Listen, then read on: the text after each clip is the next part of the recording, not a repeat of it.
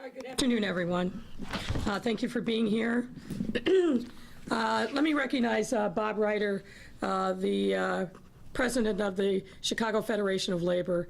As you know, earlier today, we had a great event welcoming Vice President Kamala Harris to Chicago. I was very pleased that she accepted my invitation to come and visit one of our, I think, truly historic vaccination sites, which is the first of its kind in the nation, organized by labor, for labor. And as we saw when we kicked off the opening of this site, I think it was just a week ago, maybe a little bit longer, people were overjoyed to get the vaccine.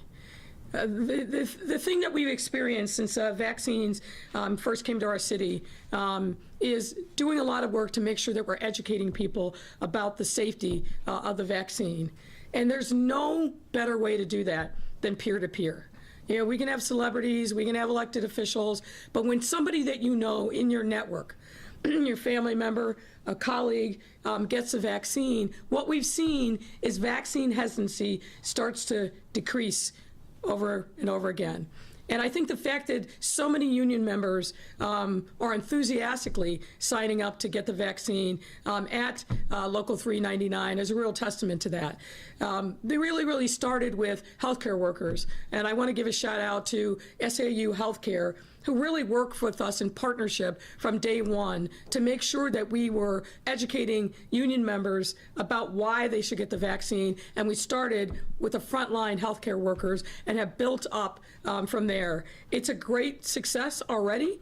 Enthusiastic to keep supporting it. I got to give a shout out and thanks to Jewel Osco because they are the folks that are on the front lines there, actually putting shots in arms and doing really a terrific job.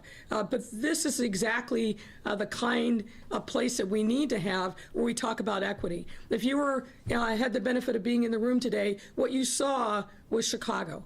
Very diverse, hardworking union members there, and all doing it not only to save themselves, but to save their family, their parents, and their fellow colleagues as part of the union. So it was just a great opportunity for us to showcase what we've been doing in Chicago around vaccines and particularly around equity. So I want to thank Vice President Harris for coming here and really seeing what we're doing in Chicago. As the mayor of a city that is 59% Black and Latinx, it has been our priority to make sure that we're driving vaccines into communities that need them most. And thanks to this focus, we've been able to make sure that we are making significant progress on our mission to get vaccine into the arms of people all across the city. And I'm proud to say here that our equity focus is paying dividends. I want to also remark that today is the one-year anniversary of the Racial Equity Rapid Response Team. You'll remember that literally a year ago today in this room at this podium, I had the responsibility, humbling responsibility, to announce to Chicago and really to the nation that we were seeing Black folks in this city dying at 7 times the rate of every other demographic in our city as a result of COVID-19. It's a day that I will never forget as long as I live. But I knew that at that time that we couldn't just give that information out to members of the public. We had to come up with concrete solutions on how to address that. And that was the genesis of the Racial Equity Rapid Response Team. I had the honor of being with that group that is now a much larger table because we've not only focused on what's happening in Black Chicago, but also brown Chicago. People talk about how we've been able to turn around our numbers from 18% Black and Latinx in December getting the vaccine to over 50% week after week. And it's because of tables like the Racial Equity Rapid Response Team that we set a year ago, and building on those authentic grassroots relationships that have served us well in educating people about the pandemic, bringing them into healthcare, getting testing resources out to communities that need them most, and then now more recently, the vaccine. It's those hard fought battles in the trenches of reaching people who need it most that are paying dividends now. So last Monday, we shifted to Phase 1C, which will open vaccination appointments to all essential workers and residents with underlying conditions. You heard today that the president has now moved up his timeline from May 1st to April 19th for all adults in the U.S. to be able to have access to the vaccine. We will meet that deadline. We need more vaccine from the federal government, but we're optimistic based upon conversations that opportunity will happen. And with that, let me turn it to Bob Ryder to say a few words, and then I'm going to invite Dr. Arwady to back cleanup, and then we'll be happy to answer your questions after that. Go ahead, Bob. Thank you, Mayor Lightfoot. What an exciting day to be able to bring so many folks who are essential workers into our vaccine clinic and get them vaccinated. So my name is Bob Ryder. I'm president of the Chicago Federation of Labor. The CFL represents 300 unions that in turn represent 500,000 working women and men in Chicago and Cook County. 2/3 of the union members who live and work in Chicago are people of color. And today, the vaccine clinic that we had reflected that diversity. We spend a lot of time working with our affiliate unions who have members that are in 1A, 1B, and 1C to make sure that the opportunities to be vaccinated are there. And I'd like to thank Mayor Lightfoot and Dr. Arwady for working with us to make sure these essential workers have that access. You know, working Chicago, like the mayor said, you look out into that room that we had today, and you're looking at people that are of Chicago, people who work construction, who clean our buildings, people who are in manufacturing, making the clothes that we wear. They were represented there today. And a lot of them have stayed working through this entire pandemic. I put the Chicago labor movement and working Chicagoans who may not necessarily be in a union but are part of the working class people who live and work in the city into two categories. The people who sacrifice their jobs and their careers in order for us to all to contain the community spread during this pandemic, and those essential workers that we all leaned on to make sure that our society continued to function and that we had the basic needs and necessities provided to us during this pandemic. And that's why when we moved to 1C last week, I was so excited that we launched this healthcare clinic. We are continuing to vaccinate people in the coming days and weeks in partnership with the city.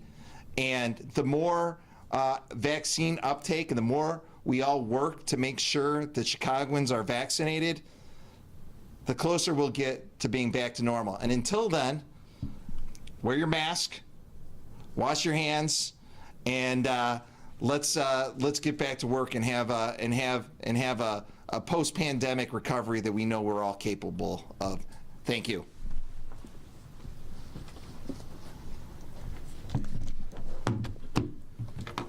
Thank you.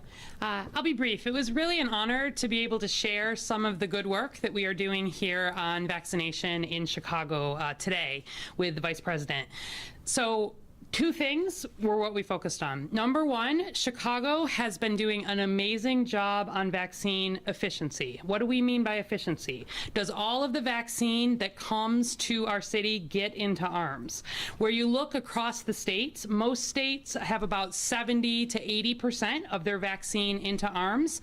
Here in Chicago, we set a goal from the very first week of vaccination that 95% of our vaccine every single week would get off the shelf, out the door, to providers and to appointments. And we have hit that every single week.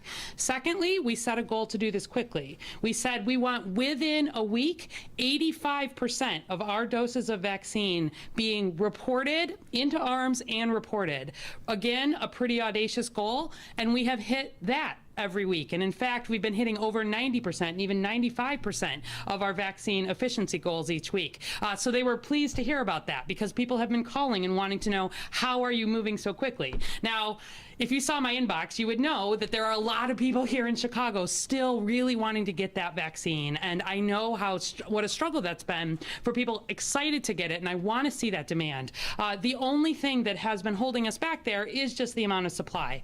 I was pleased to see the the president doubling down on asking all of the U.S. to make sure that vaccine is available by the 19th of April for all Americans. We had been discussing this possibility partly because we have been seeing cases being driven so much by that 18 to 29-year-old age group in Chicago, and thinking about, wanting to follow where that data is and push vaccine where it's most needed. The only hesitation has just been vaccine supply, and we are not seeing the huge increases, partly because of the Johnson & Johnson issues with manufacturing that came to play. But I remain confident. I think talking to the group this morning, they have made every commitment to keep building vaccine, and as we expand eligibility, I think we're going to have demand here for a long time. There are a lot of places in Illinois that have vaccine available at this point. We are still a ways from that here, but I am, again, demand is a good thing, and as supply comes here to meet that, we will absolutely be ready to do that. And the other reason that the Vice President came, and what the interest has been at the federal level, is this equity focus. As the mayor said, really having a focus on getting the majority of our first doses to Black and Latinx Chicagoans every week. It's not typical across the country, and it's thanks to the unions that we've been working with all along, essential workers. We made a plan, so in 1B, every single essential worker group that was prioritized by the CDC during phase 1B, Chicago Department of Public Health worked to make sure every one of those groups was prioritized, had dedicated vaccine. Even while we launched Protect Chicago Plus, the more neighborhood-based work that people are used to.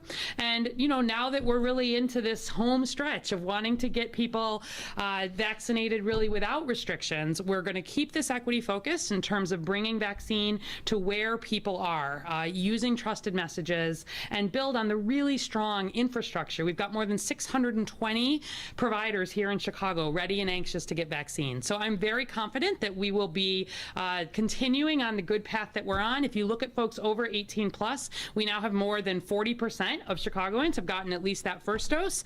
And more than 21% have gotten both doses. That doesn't yet mean, though, that we can let down our guard. And I appreciated already just the reminder that although vaccine is amazing, like this vaccine is performing in ways that are better than I ever expected, we've seen people, I think, here in some ways get a little too excited, think that we are beyond needing to do the masking and the social distancing. And I'm confident over these next few weeks, as more and more people get vaccinated, that we are going to get to a point where we are in a better place from a COVID standpoint. But we're at 5.1% positivity today. We're at almost 600 cases per day. And although those have broadly been concentrated in younger people, we are concerned and ask people, while we make progress on the vaccine, please keep doing the things that have gotten us this far. Thank you. And now we're happy to take your questions. We have microphones on either side of the room, so just raise your hand, and here you go, right there. Thank you. Mayor, good afternoon. Good afternoon. Michelle Gallardo with ABC7. If you can just, we can talk a little bit more about this decision for the city to be in line with the administration's goal of opening up access to everybody by April the 19th. Was that part of your conversations with the Vice President today? And how did you guys approach it? Obviously, you need more supply, is what you're saying, to make that happen. What was she saying in that regard? Well, we've obviously been thinking about this, as Dr. already said, for some time, and monitoring our progress on a daily, if not multiple time daily basis. We do want to be aligned with the President's objective, but understanding that we need more vaccine. And I want to be clear that when we open up on April 19th, that doesn't mean that very day everybody's going to get access to vaccine. I think Dr. already has said multiple times leading up to this moment that when we make these announcements, there will be some lag. We want people to go and sign up when it's their turn, but given the supply of vaccine, it may be a few weeks or so before they get an appointment to be able to come in. So we just caution with folks to be patient, and in the meantime, to be diligent. Hi, Mayor. Eric Hong with ABC7. With young people, as we mentioned, driving the uptick in cases, why not move it to, say, Monday with the rest of the state of Illinois? Well, again, that's something that we have thought about, but again, I don't like to create expectations that we can't meet. We feel like we're going to be in a better place with vaccine supply by then and be able to meet some of this need, but we've been cautious the whole time, and as you know, the state's guidelines allow local jurisdictions to be different, meaning more restrictive than the state. We've got to make sure that we're driving the vaccine to those areas that are most in need. We are increasing our timeline, or upping the timeline from what we had initially anticipated, but there's a lot of messaging and marketing that goes into that, plus having logistics ready to take another surge of people in the vaccine queue. So there's some planning and time that really has to go into this. We can't just flip a switch. So we feel comfortable with the April 19th date. I don't know, Doctor, if you want to add any other thoughts to that. I would just add that that May 1st was based on projections around when we thought we would likely have enough vaccine to not have as much frustrations for the folks with the underlying conditions and the other folks who are already eligible.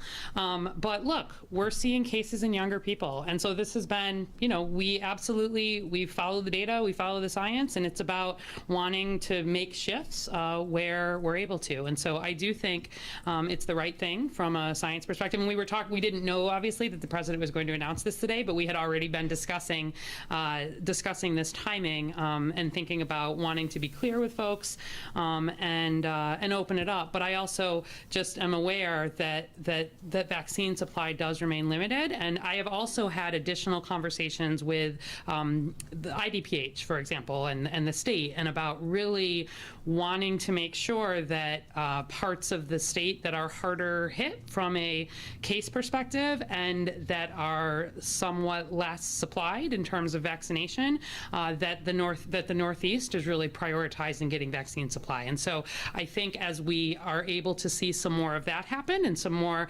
vaccine be directed to this part of the state, if not to Chicago directly, then, and we'd like to partner on things where we are doing a lot of workers, but only some are Chicago workers. We would like to do some more partnership there. And as long as we have vaccine supply, we are 100% in support of being able to move ahead. I'm sorry, has the state pledged more vaccine to the Northeast part of the So state? we've been in conversations about it, is what I can say.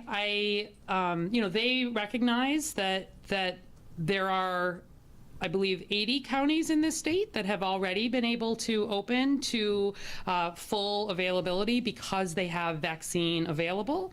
And less population, that's right. And so where you look at the counties that have not been able to do that, from a politics completely aside, from a public health perspective, you look and you see where are your areas that are less vaccinated or that need additional vaccine, or that you're seeing driving increases in cases, and that would be where you would want to push additional vaccine. So, I'm confident that they're looking at that too and wanting to obviously make sure that all the vaccine is being used across the state. So I am feeling optimistic, and we've been having good conversations about the need to work together to make sure that we can get this part of the state fully vaccinated. So that's part of the other conversation where we're feeling somewhat more confident about being able to move sooner. But we want to help people protect themselves, and the vaccine's the best way to do that. I think we got there. Go ahead. Okay, this question, thank you, Mayor. Alex Maragos from NBC5. A 2-year-old was shot in a car on Lakeshore Drive this morning. Do you have a reaction to that shooting? Police think it may be road rage. And also, what is your message about safety downtown as we get closer to summer and things start to open up more? Well, obviously, anytime anyone is shot in Chicago, it's tragic, and particularly when it's a child. I believe, but the reports I have is that the child was actually 1 year old. Look, the information is very preliminary at this point, but does appear to be a case of road rage. The detectives are actively investigating.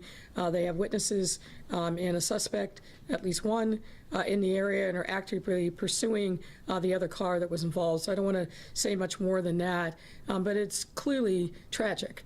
I'll just leave it at that. It's mind-boggling to me that people carry guns in the way that they do, that they use them in the way that they do, and they use them in that way when children are in immediate proximity.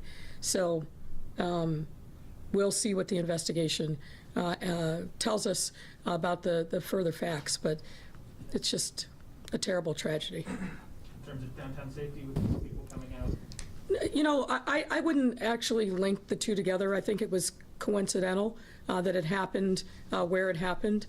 These were not two rival gangs, as my understanding, shooting at each other. This was simple but stupid road rage.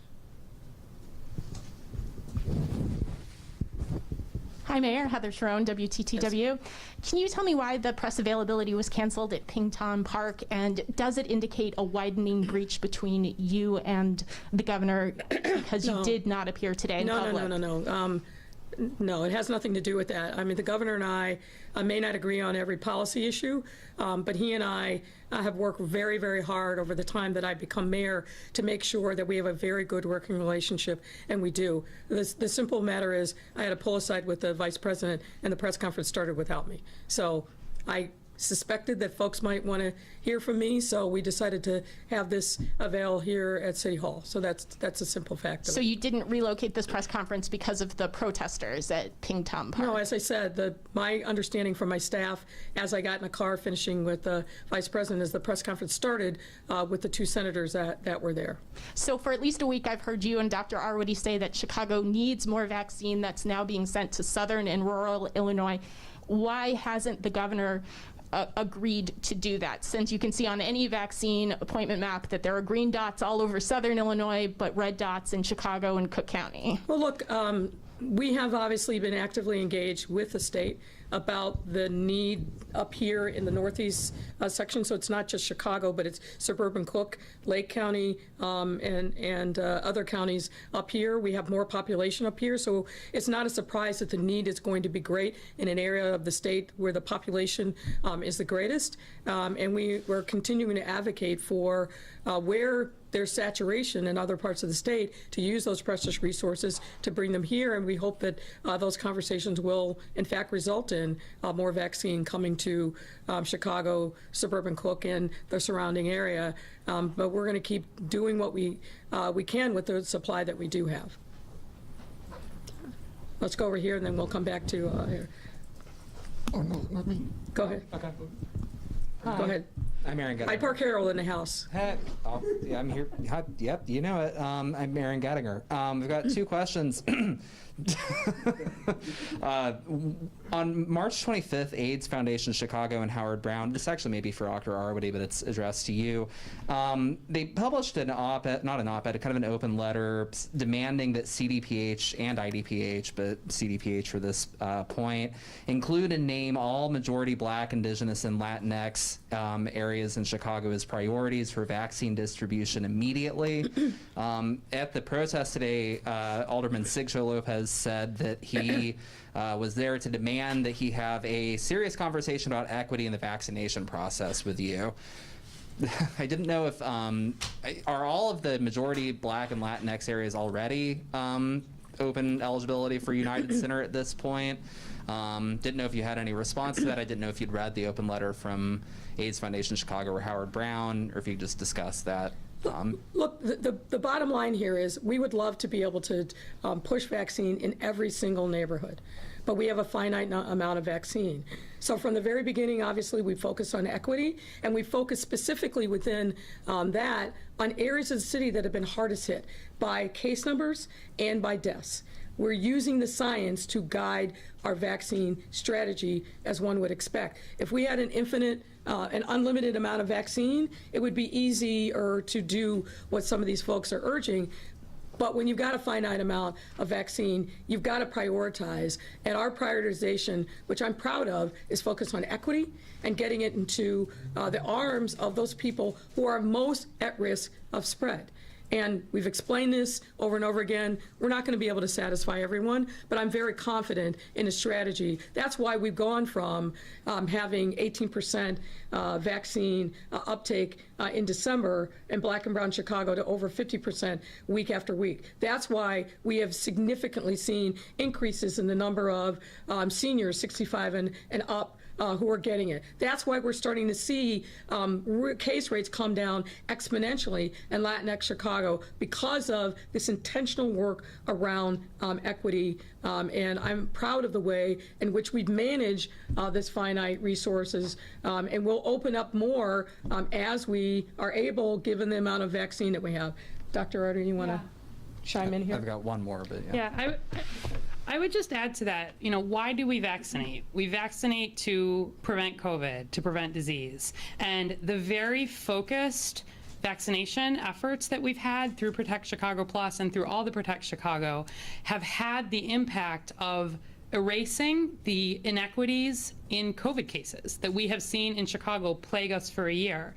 COVID cases now look like Chicago when we look at race ethnicity, and that is a result of some pretty focused work and work with literally hundreds of community partners. So I get a lot of letters and I see a lot of people with comments, and I appreciate people's ideas on this. They had specifically suggested that we prioritize vaccine to people who self-identified as Black or Latinx, which is not something that we are set up. That's not something that is best public health practice. The best public health practice is really a focus around geography and where we are seeing cases spread, and so that's why we used the approach that we used. And I really am very proud of the results that we've had. And as we move ahead, we'll continue to use data in a way to drive vaccine where it's most needed. And then one other one for the mayor. Did you read the Better Government Association's president and CEO's op-ed in the Tribune last week regarding the elected school board issue for CPS? No. Well, he's asking you to come out and say whether or not you still support an elected school board. And I will when we're ready. I'm spending time actually talking to people like parents, other stakeholders. So that will happen on a timeline that makes sense, not the timeline that someone tries to dictate to me. Okay? Let's go over here to Amy. Hi, Amy Jacobson, WIND. I have two questions, one for you and one for Dr. Wardy. At the last event, I asked Congressman Donnie Davis about that senseless shooting. Danny Davis, excuse me, I'm sorry. I didn't mean any disrespect there. About the senseless shooting of the 2-year-old, and he suggested ending gun manufacturing and gun confiscation. What is your response to that? Well, as I said in answer to the earlier question, I am continually amazed at the recklessness in which people brandish firearms in this country. City of Chicago, unfortunately, doesn't have a corner on that market. And it particularly grieves me when we see people using firearms when there are children in close proximity. As I understand it, this small child was in a car seat in the back of the car, and there were shooting going from that car and coming to that car. That doesn't make any sense to me. Someone once said to me, and I think it's right, that children are the product of the adult ecosystem around them. I just hope that we are smarter and more committed to making sure that we set the example for our children that we want them to follow. And getting upset over a traffic incident and whether you can merge or not, that would result in gunfire is an absurdity to me. So, yeah, there's a lot more work that needs to be done. I've made no secret of the fact that I favor background checks, universal background checks. Part of the reason that we have so much gun violence in the city of Chicago is you can go right over the border to Indiana, to Michigan, to Wisconsin, and buy military-grade weapon at any quality that you want if you got the money to be able to pay for it. We can't fight that fight alone. We need the federal government, and hopefully we will see some real meaningful reasonable gun reform at the federal level now that we have a president who understands the necessity of actually doing something and not just wringing their hands or ignoring this epidemic of gun violence that is crushing communities all over the country. But do you feel let me just finish if I can. You ask a question about which I have a lot of sentiment. We just need to do better as a country. We absolutely must. I respect the Second Amendment. I certainly expect law-abiding residents' ability to carry handguns with training and with background checks, but we don't have anything close to any sanity in gun regulation. More details will come out today, but the fact that so many people can get access to guns far easier than you can buy a pack of cigarettes or a six-pack of beer makes no sense when we know how dangerous firearms are, and particularly around children.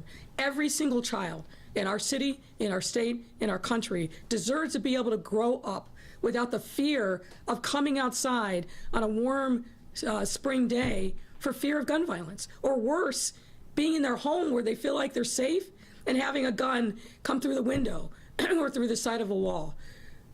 We have got to do a better job as a nation protecting our young people, our elders against gun violence, and it's got to start, in my opinion, with universal background checks. It also has to start with making sure that people who should never possess a handgun don't ever get one. The fact that you can be on a no-fly list and you can't actually sit on a plane, but that same person can get a gun, tell me that that makes any sense whatsoever. It doesn't. So a lot more needs to be done there. And I have a question for Dr. Awardi, if I can, if I may. You had mentioned that there was 600 cases today. What are the hospitalizations like and ICU capacity? Because over the weekend, Dr. Rachel Rubin, who's working with Cook County, said that they might restore indoor dining bans again for a third round. Is that possible? And what are we, is it not just about cases now? I mean, because it used to be about hospitalizations and ICU capacity, but now everyone feels it's about cases where most of these people don't even have to be hospitalized. So I'll try to keep this brief. There are a lot of things that we look at and have looked at throughout. It's never just been about cases. It's been about cases, hospitalizations, ICUs, deaths. It's been about where are those showing up. It's been about, are there pockets where you can control? Are there places that you've seen a lot go through, you know, a large extended network versus new areas that are occurring?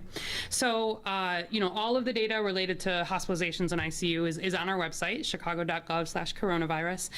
Broadly, we have seen small increases in hospitalizations and in ICUs. The good news is at this point, for cases, hospitalizations, and deaths, you know, we've got nearly 60% of our folks over 65 have gotten at least that first dose of vaccine, and we've got to get that number up. This is one of my, you know, we really have to finish getting that group fully vaccinated. But we've seen cases and therefore sort of hospitalizations and then deaths really staying down in that group. And if we can protect a lot of the most vulnerable Chicagoans, by vulnerable I mean vulnerable to hospitalization and death, I am, you know, that is part of the decision making here. I will say, where you look at the epidemiology right now, it looks different than what we have seen in the whole year to this point.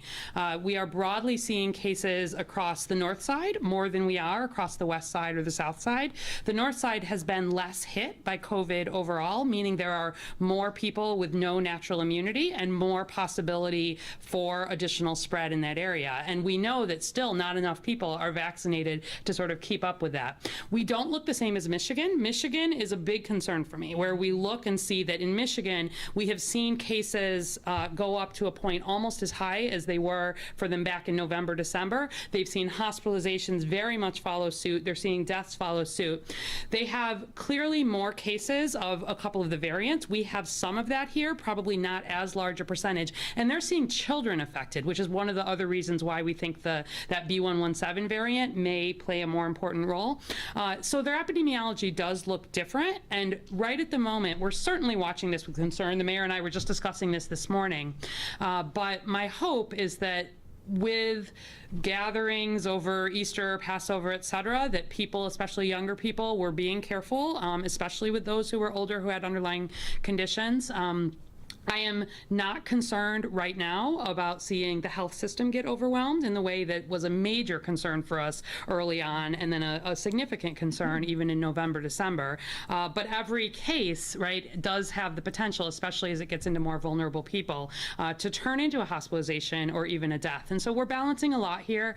I do want to remind people that outside is safer. And so where we made those expansions, we really said, try to move these things outside. We want to keep businesses supported where we can, but being able to do that now that there's warmer weather is going to be safer than further expansion at this point on the indoor setting. And we're going to see, assuming that things don't completely take off, my preference would be not to have to dial back, but if we start seeing this look like Michigan in terms of significant hospitalizations, more concerns there, and we had to make that decision, we definitely would.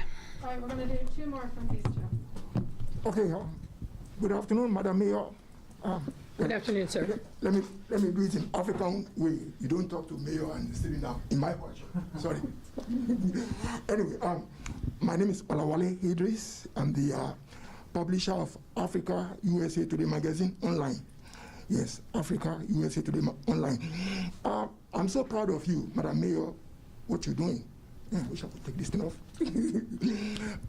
Yes, I'm so proud of what you're doing. You know, not just because I'm black and you are black, with all due respect, but I wrote on my Facebook every day, you know, giving you an accord about what you're doing. Thank you, sir.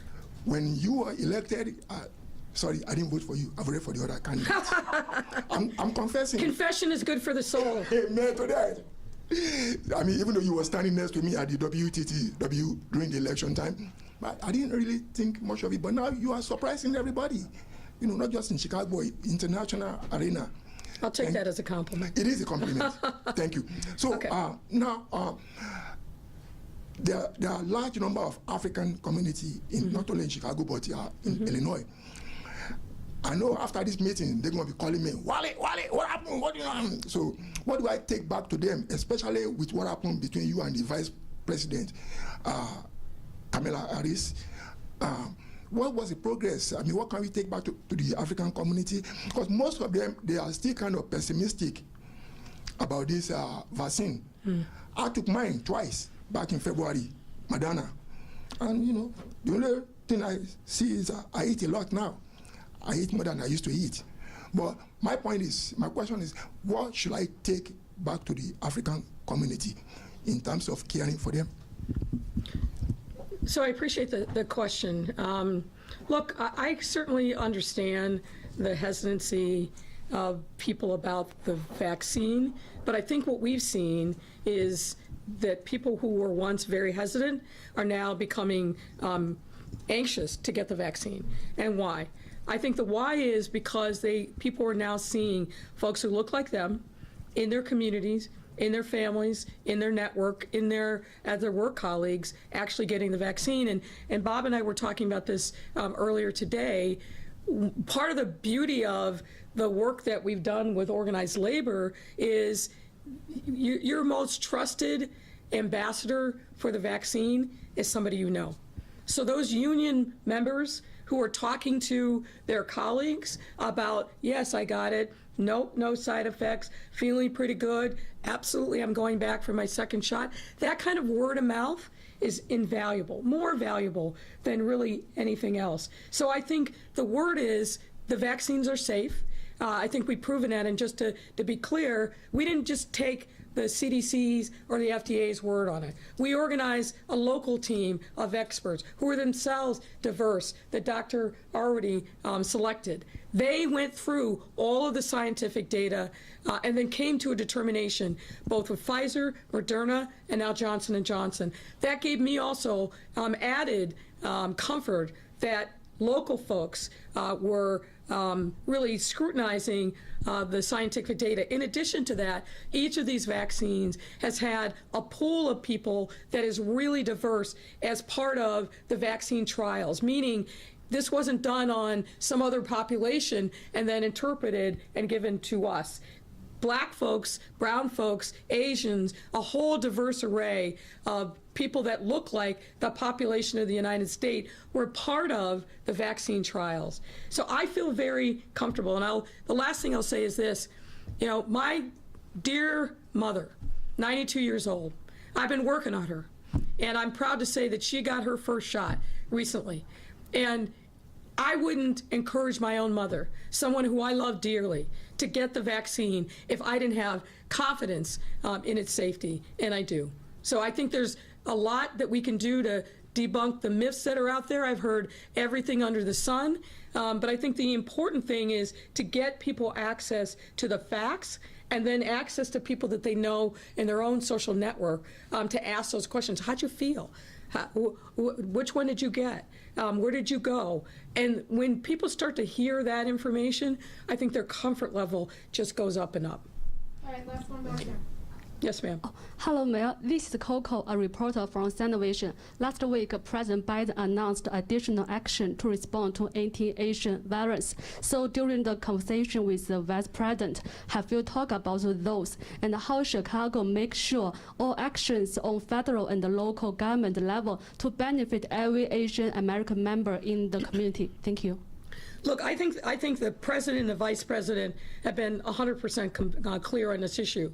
There's a reason why after the horrible incident in Atlanta and suburban Atlanta, they went there to really lend their voice to all efforts and a call for against anti-Asian hate that we're unfortunately seeing rise in. Here in Chicago, immediately reached out to members of the Asian and Pacific Islander community, asked what they were seeing and what they were hearing, went to Chinatown, went up on Argyle, and made sure that in every area of the city where we see a concentration of Asian and Pacific Islander populations, that the local district commanders were in contact with local stakeholders, that there were increased patrols, and we're remaining diligent. But fundamentally, to me, what this is, we have to figure out a way to be able to disagree without shaming and blaming someone else.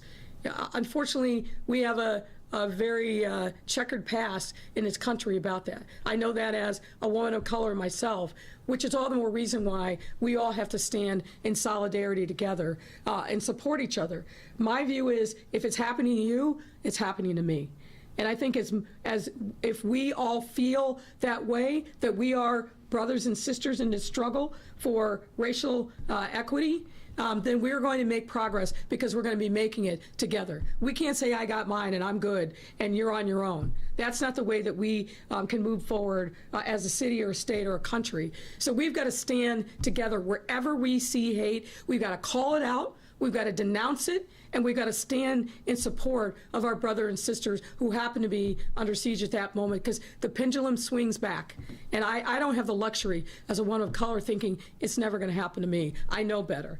And why I need to reach out across divides, across race, to make sure that all of us are feeling love and support in the moments where we need it most. All right, thank you. Thank you. Thanks, One everybody. quick follow-up question, one quick Yes, follow-up ma'am. for my friends at the Daily Line. Are you still planning to hold the city council meeting on April 21st in person, even though some aldermen have expressed concerns that the city isn't ready and that that it's not going to be safe for all of them? Well, look, we're still having conversations with our friends in the city council, but it's my hope and expectation that we will be back in person. We may be in a hybrid. Look, you know this as well as I do. Check people's social media. They're out. And they're going out into the communities, and they're meeting with people. And the vaccine was offered up to aldermen and their staffs. So I know that some people have some concerns, and we have a plan to deal with that. But I think the vast majority of folks want to come back. They've been talking to me about it since last fall. And so I think we've got a pathway forward, but those conversations will continue, and we'll certainly give plenty of advance notice as to what we're going to be doing at the next city council meeting. But I'm hoping it's going to be from chambers. All right, Thank you very much. Thank you. Thank you.